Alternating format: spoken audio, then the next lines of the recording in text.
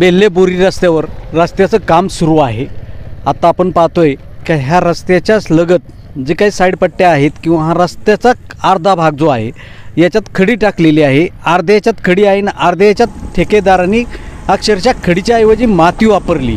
आपण पाहू शकता का जी माती आहे ती दिसते इथे आणि त्यावरच त्याने रोलिंग करून म्हणजे फाउंडेशन जे आहे ते जर कच्चं राहिलं तर तो रस्ता कितपत टिकल हे सांगता येणार नाही। ही पहा, ही सरळ सरळ माती आहे।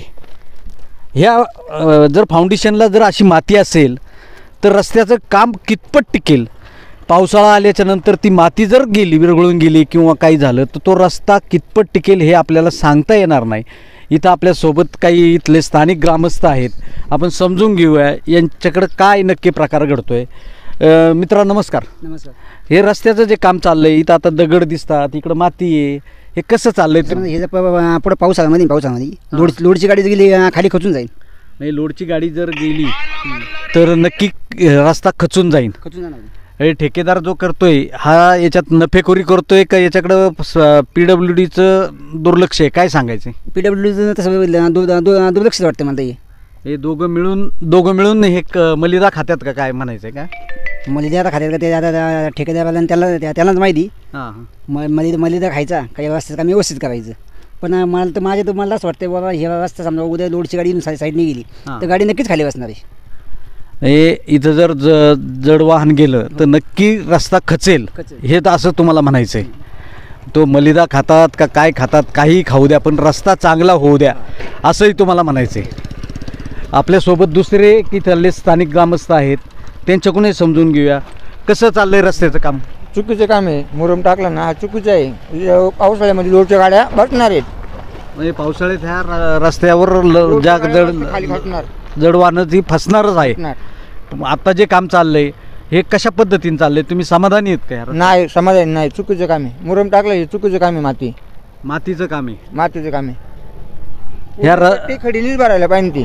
ही पट्टी नाही, आता रस्ता आहे ना, अर्धा रस्ता दिसतोय, अर्धाचा जो भाग आहे तो खडीकरणाचा जो फाउंडेशन आहे ते कसं चाललंय?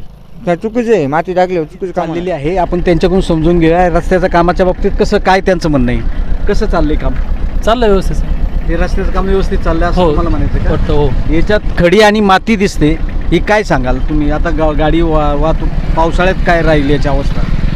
हा नाही, आता ते मोरम टाकतात साईडने वाटतं। साईडने हा रस्ताच आहे ना, मी आता फाउंडेशन जे ते जर कच्चं राहिलं तर रस्ता कसा राहील? नाही, खराब होणार ना रस्ता, खराब होणार। हो। याकडे सार्वजनिक बांधकाम विभागाने लक्ष द्यावं का नाही, काय दिलंच पाहिजे? बेल्लाबोरी रस्त्याचं जे काम चाललेलं आहे त्या कामाचे इथं एक सुपरवायझर आहेत त्या कंपनीचे, आपण त्यांच्याशी संवाद साधणार आहोत, समजून घेऊया त्यांच्याकडे काय काय आहेत। इथं निविदा फलक कुठं लावलाय? तिकडे लावलेलं आहे, चला ना आपण बघूया कुठे लावलाय।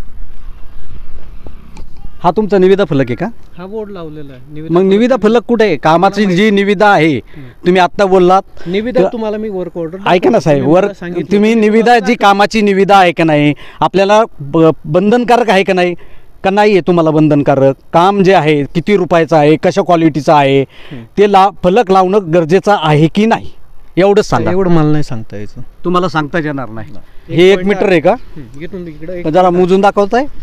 टेप आता तिकडे साईडवर मोजून दाखव। म्हणजे यांच्याकडे टेप नाही, साईडवर काम मोजायला यांच्याकडे कोणतेच साधन नाही।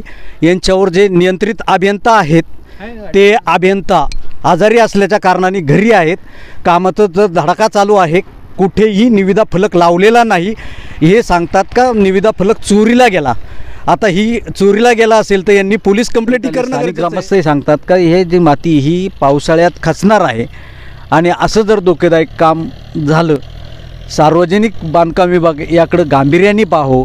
सार्वजनिक बांधकाम विभागाचे जे अभियंते आहेत त्यांनी या रस्त्याच्या कामाकडे गांभीर्याने पाहून लक्ष द्यावं हीच अपेक्षा